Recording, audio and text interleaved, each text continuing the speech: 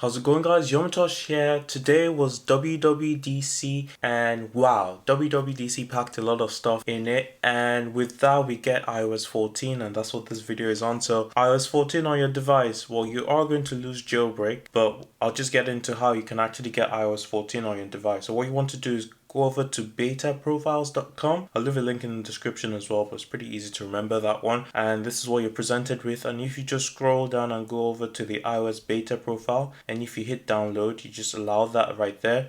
It says profile downloaded. What you want to do is just head into your settings and click install for the profile, put in your PIN, hit install again, and hit done. And all you have to do is head over to general and software update, and you see iOS 14 public beta there. I won't be doing it on this device because this is my device on 13.5 that is currently jailbroken.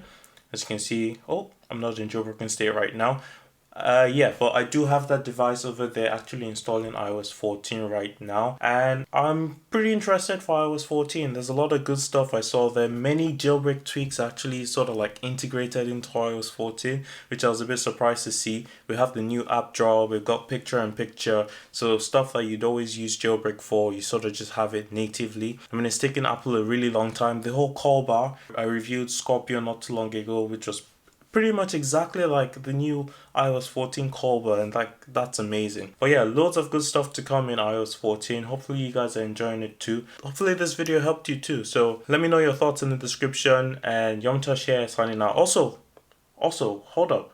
Let me know if you want me to post any other videos on iOS 14 anytime soon. And that's been it from me, YomiTosh here signing out. Peace.